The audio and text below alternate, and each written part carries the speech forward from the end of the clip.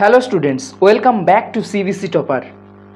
সামনেই একদম পরীক্ষা এবং তার মধ্যে আমাদের আজকের এই ক্লাসটি অত্যন্ত গুরুত্বপূর্ণ হতে চলেছে, যেখানে সপুষ্পক উদ্ভিদের যৌনজনন থেকে একটা ম্যারাথন ক্লাস শুরু হচ্ছে এবং যে ক্লাসে মোস্ট ইম্পর্ট্যান্ট কিছু কোয়েশ্চেন, যেগুলো কঠিন কোয়েশ্চেন হতে পারে এই চ্যাপ্টার থেকে, সেইগুলোও কিন্তু আজকের এই আলোচনায় আলোচিত হয়েছে। তো চলো শুরু করছি আজকের ক্লাস। প্রথম প্রশ্ন, পুষ্পাক্ষ হলো, পুষ্পাক্ষ ইংরেজি হচ্ছে থ্যালামাস। অপশন এ পুষ্পবৃন্তের উপরিভাগের প্রশস্ত অংশ, অপশন বি দলমণ্ডল, অপশন সি ডিম্বাশয়, অপশন ডি পুংকেশর। তো ডিম্বাশয় পুংকেশর তো নয়, অপশন এ ইজ কারেক্ট।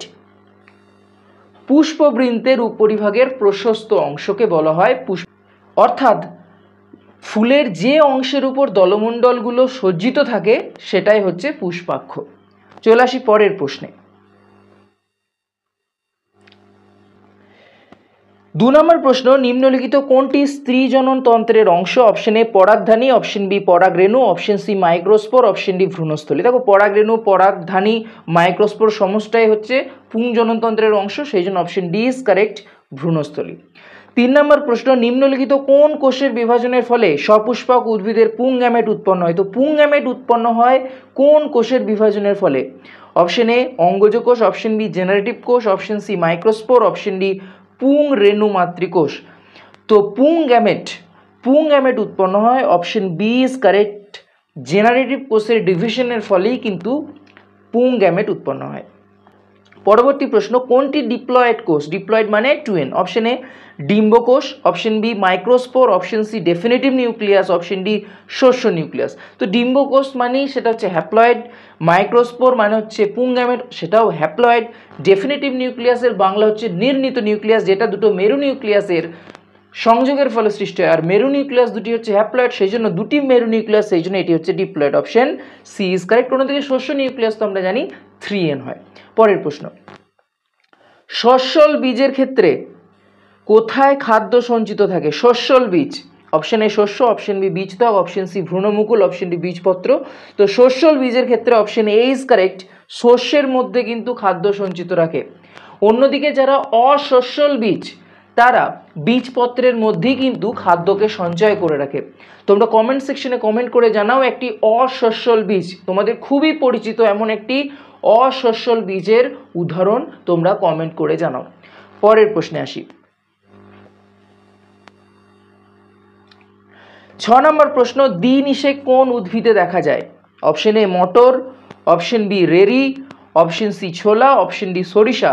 তো দ্বিনিষেক দেখা যায়, অপশন বি ইজ কারেক্ট, রেরি। পরের প্রশ্নে আসি। সপুষ্পক উদ্ভিদের পুং গ্যামেটের সংখ্যা? অপশন এ 4টি, অপশন বি 6টি, অপশন সি 3টি, অপশন ডি 2টি। তো পুং গ্যামেট জেনারেটিভ নিউক্লিয়াস যখন ডিভিশন হয়ে যায়, যে পুং গ্যামেট উৎপন্ন হয় সেই তার সংখ্যা হচ্ছে অপশন ডি ইজ কারেক্ট, 2টি। পরবর্তী প্রশ্ন, যে ধরনের উদ্ভিদে পুং ও স্ত্রী পুষ্প উভয় বর্তমান, অর্থাৎ একটাই উদ্ভিদ সেখানে পুং পুষ্পও রয়েছে স্ত্রী পুষ্পও রয়েছে, সেটাকে কি উদ্ভিদ বলবো? অপশন এ উভলিঙ্গ উদ্ভিদ, অপশন বি একলিঙ্গ, অপশন সি ভিন্নভাষী, অপশন ডি সহভাষী। তো দেখো, উভলিঙ্গ উদ্ভিদ মানে একই ফুলের মধ্যে আমরা দেখতে পাবো পুংকেশরও রয়েছে গর্ভকেশরও রয়েছে, সেটা হচ্ছে উভলিঙ্গ উদ্ভিদ, যেমন জবা। একলিঙ্গ উদ্ভিদ মানে সেই ফুলের মধ্যে হয় পুংকেশর থাকবে, না হলে গর্ভকেশর থাকবে, যে কোনো একটা। ভিন্নভাষী উদ্ভিদ মানে সেই উদ্ভিদে অবশ্যই ভিন্নভাষী উদ্ভিদ মানেই তার একলিঙ্গ উদ্ভিদ। আর অপশন ডি সহভাষী উদ্ভিদ মানে সেখানে দু রকমের ফুল থাকবে, অর্থাৎ একটা ফুল হবে পুরুষ ফুল আর একটা ফুল হবে স্ত্রী ফুল, একই উদ্ভিদের মধ্যে থাকবে, যেমন একটা উদাহরণ হচ্ছে কুমড়ো। তো এই ক্ষেত্রে দেখো বলেছে পুং ও স্ত্রী পুষ্প উভয়ই বর্তমান, সেই জন্য অপশন ডি ইজ কারেক্ট, সহভাষী উদ্ভিদ। পরের প্রশ্নে আসি।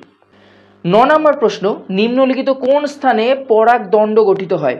অপশন এ পরাগধানী, অপশন বি যোজক, অপশন সি স্টেমিয়াম, অপশন ডি গর্ভমুণ্ডযুক্ত প্যাপেলি। তো এক্ষেত্রে পরাগদণ্ড গঠিত হয়, অপশন ডি ইজ কারেক্ট, গর্ভমুণ্ডযুক্ত প্যাপেলিতে পরাগদণ্ড গঠিত হয়। পরের প্রশ্নে আসি। ট্যাপেটাম লক্ষ্য করা যায়? ট্যাপেটাম লক্ষ্য করা যায় অপশন এ ডিম্বাশয় প্রাচীর, অপশন বি পুং গ্যামেটোফাইটে, অপশন সি স্ত্রী গ্যামেটোফাইটে, অপশন ডি পরাগধানীর প্রাচীরে। তো ট্যাপেটাম হচ্ছে একটি পুষ্টিদ্রব্য সরবরাহকারী স্তর। কাকে পুষ্টিদ্রব্য দেয়? পরাগ রেণুকে পুষ্টিদ্রব্য দেয় এবং সেই স্তরটি থাকে কোথায়? অপশন ডি ইজ কারেক্ট, পরাগধানীর প্রাচীরে। এবং ট্যাপিটাম নিয়ে আরও অনেক প্রশ্ন এই সেশনে রয়েছে, অবশ্যই মনোযোগ দিয়ে দেখো। দেখো আজকের এই সেশনটা কিন্তু খুব ইজি লেভেলের নয়, তার কারণ সব প্রশ্ন যে ইজি আসবে এমনটা নয়, কিছু কোয়েশ্চেন আসবে একটু মডারেট থেকে একটু টাফ লেভেলে। তো আমাদের প্রিপারেশন এমন থাকবে যাই প্রশ্ন আসুক আমরা যেন সেটাকে ওভারকাম করতে পারি। পরের প্রশ্ন, বহু নিউক্লিয়াসযুক্ত দশা লক্ষ্য করা যায়। অপশন এ ভুট্টায়, অপশন বি ভাজক কলায়, অপশন সি কর্টেক্সে, অপশন ডি নারকেলের তরল শস্যে। তো এক্ষেত্রেও সঠিক উত্তর হচ্ছে অপশন ডি, নারকেলের তরল শস্যে বহু নিউক্লিয়াসযুক্ত দশা লক্ষ্য করা যায়। এবং নারকেলের যে তরল শস্য সেটা হচ্ছে অ্যাকচুয়ালি ফ্রি নিউক্লিয়ার বা নিউক্লিয়ার শস্য। পরের প্রশ্ন আসি, দ্বিনিষেক পদ্ধতিটি আবিষ্কার করেন। Option A Maxwell, option B Anthony Hewitt, option C Nawaschin, option D Einstein. তো আইনস্টাইন তো এইসব কেন আসবে? Option C is correct, Nawaschin দ্বিনিষেক পদ্ধতিটি আবিষ্কার করেন। পরের প্রশ্ন, সাধারণ ভ্রূণস্থলিতে নিউক্লিয়াসের সংখ্যা হলো অপশন এ 8টি, অপশন বি 12টি, অপশন সি 14টি, অপশন সি 24টি, অপশন ডি 6টি। তো সাধারণ ভ্রূণস্থলিতে নিউক্লিয়াসের সংখ্যা হলো অপশন এ ইজ কারেক্ট 8টি। তোমরা কমেন্ট সেকশনে কমেন্ট করে জানাও যে ভ্রূণস্থলিতে 8টি নিউক্লিয়াসের মধ্যে প্রতিপাদ কোষ বা প্রতিপাদ নিউক্লিয়াস কয়টি থাকে। পরের প্রশ্ন আসি, পেরিস্পার্ম হলো অপশন এ ভ্রূণস্থলীর বাইরের অংশ, অপশন বি ভ্রূণ পোষকের অবশিষ্ট অংশ, অপশন সি ক্ষয়প্রাপ্ত গৌণ নিউক্লিয়াস, অপশন ডি ক্ষয়প্রাপ্ত সহকারী কোষ। তো এক্ষেত্রে সঠিক উত্তর হচ্ছে পেরিস্পার্ম হচ্ছে অপশন বি ইজ কারেক্ট, ভ্রূণ পোষকের অবশিষ্ট অংশকে বলা হয় পেরিস্পার্ম। পরের প্রশ্নে আসি, নিম্নলিখিত কোনটি লিচুর ভক্ষণশীল অংশ, অর্থাৎ আমরা লিচুর কোন অংশটা খাই? Option A mesocarp, option B endocarp, option C pericarp, option D রসালো বীজোপাঙ্গ। তো এক্ষেত্রে সঠিক উত্তর হচ্ছে অপশন ডি রসালো বীজোপাঙ্গ, যেটাকে ইংরেজিতে বলা হয় এরিল। তো আমরা লিচুর যে অংশটা খাই সেটা হচ্ছে এরিল। তোমরা কি জানো যে লেবুর আমরা কোন অংশটা খাই? যদি জেনে থাকো কমেন্ট সেকশনে কমেন্ট করে জানাও। পরের প্রশ্নে আসি, ভ্রূণস্থলীর কোন কোষের মাধ্যমে পরাগনালী ভ্রূণস্থলীতে প্রবেশ করে? অপশন এ সম্পূর্ণ সহকারী কোষ, অপশন বি ক্ষয়প্রাপ্ত সহকারী কোষ, অপশন সি কেন্দ্রীয় কোষ, অপশন ডি ডিম্বক কোষ। তো এক্ষেত্রে সঠিক উত্তর হচ্ছে অপশন বি ইজ কারেক্ট, ক্ষয়প্রাপ্ত সহকারী কোষ। সহকারী কোষ আমরা যখন ভ্রূণস্থলীর স্ট্রাকচার দেখেছিলাম যে সহকারী কোষ হচ্ছে একটা ডিম্বাণুর দুই সাইডে থাকে, অর্থাৎ দুই পাশে থাকে। যেমন বিয়ের সময় কোণের দুই পাশে দুজন সহেলি বসে থাকে, একইভাবে ডিম্বাণুর দুই পাশে দুটো সহকারী কোষ থাকে এবং তারাই কিন্তু ভ্রূণস্থলীতে পরাগনালীর প্রবেশে সাহায্য করে। পরের প্রশ্ন আসি, ডিম্বক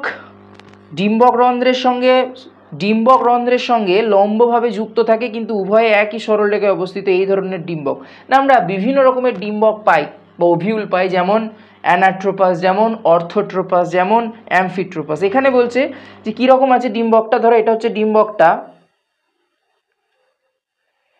এবং সেই ডিম্বকটার সাথে এমনভাবে অবস্থান করেছে যে এটা হচ্ছে ডিম্বক রন্ধ্র, এই জায়গাটা হচ্ছে ডিম্বক রন্ধ্র, এটা হচ্ছে ডিম্বক রন্ধ্র এবং তার সঙ্গে ডিম্বক, এটা হচ্ছে ডিম্বক। দেখো একই সরল রেখায় অবস্থান করেছে। এক্ষেত্রে ওভিউলকে কি বলা হয়? তো এক্ষেত্রে ওভিউলটাকে, এই ধরনের স্ট্রাকচারের ওভিউলকে বলা হয় অপশন বি ইজ কারেক্ট, অ্যামফিট্রোপাস। পরের প্রশ্নে আসি, কিছু উদ্ভিদের পরাগধানী ও গর্ভমুণ্ড বৃদ্ধি লাভ করে এবং একই সময় পরিণতি লাভ করে, এই পদ্ধতিকে বলে, অর্থাৎ একই সময়ে কিন্তু পরিণতি লাভ করছে। Option A fusion, option B syngamy, option C homogamy, option D allogamy. তো এক্ষেত্রে সঠিক উত্তর হচ্ছে option C is correct, homogamy. তো এক্ষেত্রে সঠিক উত্তর হচ্ছে option C is correct, homogamy. চলে আসি পরের প্রশ্নে, চতুরেণু সম্পন্ন ভ্রূণস্থলী উৎপন্নে কতগুলি মেগাস্পোর মাতৃকোষের প্রয়োজন হয়? ভালো করে বোঝো, বলছে চতুরেণু সম্পন্ন অর্থাৎ 4টে রেণু সম্পন্ন ভ্রূণস্থলীতে কতগুলি মেগাস্পোর মাতৃকোষের প্রয়োজন হয়? অপশন এ 2টি, অপশন বি 4টি, অপশন সি 1টি, অপশন ডি 3টি। তো এক্ষেত্রে সঠিক উত্তর হচ্ছে অপশন এ 2টি। পরের প্রশ্ন, হ্যাপ্লয়েড গ্যামেটের মিলনকে বলে? হ্যাপ্লয়েড যে গ্যামেট অর্থাৎ পুংরেণু এবং অর্থাৎ পুংগ্যামেট এবং স্ত্রী gamete. Option A mitosis, option B meiosis, option C amitosis, option D syngamy. তো এক্ষেত্রে বুঝতেই পারছো 3টে তো কোষ বিভাজন পদ্ধতি বলেছে, option D is correct, syngamy. 21 নম্বর প্রশ্ন, একটি ডাইথেকাস পরাগধানী, ডাইথেকাস মানে কি? সেক্ষেত্রে এরকম পরাগধানীতে এরকম দুটো খাঁজ থাকবে, জাস্ট এরকম দুটো লোবিউল দেখতে পাবে, এটা হচ্ছে একটা ডাইথেকাস পরাগধানী। বলছে এই ডাইথেকাস পরাগধানীতে কয়টি পরাগথলি থাকে? আমরা সেকশন করলে দেখতে পাবো অপশন এ 4টি, অপশন বি 3টি, অপশন সি 2টি, অপশন ডি 1টি। তো এক্ষেত্রে সঠিক উত্তর হচ্ছে অপশন এ 4টি। পরবর্তী প্রশ্নে আসি। পুংকেশর জননক্ষম অংশটি হলো, পুংকেশরের জননক্ষম অংশটি হলো অপশন এ যোজক, অপশন বি পরাগধানী, অপশন সি পুংদণ্ড, অপশন ডি প্রত্যেকটি। তো জননে সক্ষম বা জননে সাহায্যকারী প্রধান অংশটা হচ্ছে অপশন বি ইজ কারেক্ট, পরাগধানী, কারণ পরাগধানীতেই আমরা দেখতে পাই পরাগরেণু উৎপন্ন হয়। 23 নম্বর প্রশ্ন, পুংকেশরের যে ট্যাপেটাম কোষগুলো, একটু আগেই ট্যাপেটাম নিয়ে বলছিলাম, সেগুলো কি রকম হয়? অপশন এ ডিপ্লয়েড ও 1টি নিউক্লিয়াস যুক্ত, অপশন বি টেট্রাপ্লয়েড ও 2টি নিউক্লিয়াস যুক্ত, অপশন সি হেক্সাপ্লয়েড ও 4টি নিউক্লিয়াস যুক্ত, অপশন ডি পলিপ্লয়েড ও বহু নিউক্লিয়াস যুক্ত। তো মনে রাখবে ট্যাপেটাম পুষ্টিদ্রব্য সরবরাহ করে এবং এর কোষগুলি হয় বহু নিউক্লিয়াস যুক্ত এবং পলিপ্লয়েড, সেই জন্য অপশন ডি ইজ কারেক্ট। পরের প্রশ্ন, নিম্নলিখিত কোনটি এনজাইমের ক্রিয়া দ্বারা ক্ষতিগ্রস্ত হয় না? অপশন এ পাতার cuticle, option B cork, option C কাঠের তন্তু, অপশন ডি রেণুর এক্সাইন। তো মনে রাখবে পরাগরেণু সহজে কিন্তু অণুজীব দ্বারা ধ্বংস হয় না, তার কারণ পরাগরেণুর বাইরে, একদম বাইরের স্তরটাকে বলা হয় এক্সাইন, এবং সেই এক্সাইনে স্পোরোপোলেনিন নামক একটি পদার্থ থাকে, যার জন্য পরাগরেণু বহুদিন অণুজীবের দ্বারা আক্রান্ত না হওয়ার ফলে সে কিন্তু সজীব থাকে, সেই জন্য অপশন ডি ইজ কারেক্ট। চলে আসি পরের প্রশ্নে। রেণু প্রখর তাপমাত্রা ও খরা প্রতিরোধে সক্ষম, কারণ রেণুর এক্সাইনে থাকে। আমি এখনই উত্তরটা বললাম, option C is correct, sporopollenin. পরের প্রশ্ন, ক্যালোজ প্রাচীর থাকে option megaspore, option C microspore, option C রেণুতে, অপশন ডি স্পোর টেট্রাডে। তো স্পোর টেট্রাড মানে যখন রেণু উৎপন্ন হয় তখন যখন 4টে রেণু একসাথে থাকে, option D is correct, spore টেট্রাডে আমরা ক্যালোজ প্রাচীর দেখতে পাই। পরের প্রশ্ন, ক্লিস্টোগ্যামি হলো এক প্রকার পরাগযোগ যা ঘটে, ক্লিষ্ট মানে বন্ধ অবস্থায় ঘটে। অপশন এ বদ্ধ ফুলে, অপশন বি কুড়ি অবস্থায়, অপশন সি মুক্ত ফুলে, অপশন ডি একলিঙ্গ ফুলে। তো সঠিক উত্তর হচ্ছে অপশন এ ইজ কারেক্ট, বদ্ধ ফুল। ক্লিস্টোগ্যামি মানেই বদ্ধ ফুল, দেখা যায় কোথায়? যেমন দোপাটিতে। 28 নম্বর প্রশ্ন, পোলেন কিট পাওয়া যায়। পোলেন কিট অপশন এ বায়ুপরাগী ফুলে, অপশন বি পতঙ্গ পরাগী ফুলে, অপশন সি পক্ষী পরাগী ফুলে, অপশন ডি শামুক পরাগী ফুলে। তো পোলেন কিট দেখতে পাওয়া যায় অপশন বি ইজ কারেক্ট, পতঙ্গ পরাগী ফুলে, এবং এই পোলেন কিট হচ্ছে একটা ফ্যাটি সাবস্টেন্সেস। পরের প্রশ্নে আসি, পোলেন কিট কি কি উপাদান নিয়ে গঠিত? অপশন এ প্রোটিন ও লিপিড, অপশন বি লিপিড ও কোলেস্টেরল, অপশন সি লিপিড ও ক্যারোটিনয়েড, অপশন ডি শর্করা ও প্রোটিন। তো এক্ষেত্রে সঠিক উত্তর হচ্ছে অপশন সি লিপিড ও ক্যারোটিনয়েড।